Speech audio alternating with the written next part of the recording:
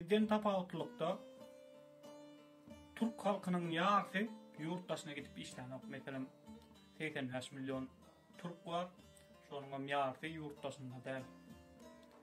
Hakikaten hem Germanya'da kän Türk işleyer 3 milyondan gowrak ýöne olar 1961-nji ýylda Germaniýanyň öz isleги bilen Germaniýa işçi hökmünde uğradıldılar.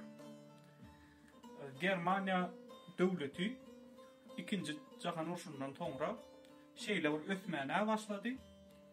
Ekonomikasyny dikeltmäne başlady. Ondan ona işçi gerek boldy.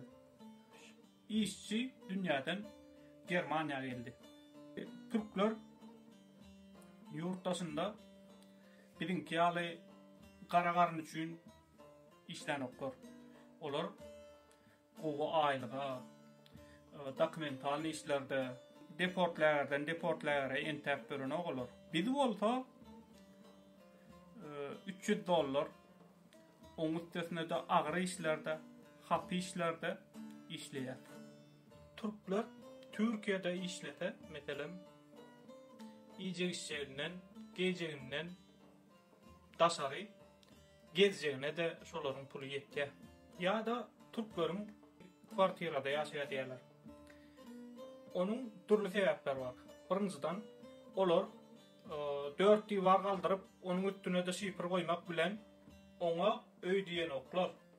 Bularda şol jaýa su eltilýär, gaz eltilýär, elektrik eltilýär, gara ýol eltilýär. Gara ýaşamak üçin hemme şertler töretilýär.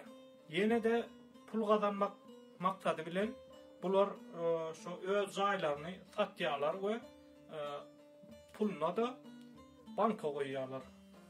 Bank bulara meselem 100 milyon TL öz jaýyny satan bolsa, bir ýylyň dowamında bulara 200 milyon TL berýär. Prosenti bilen.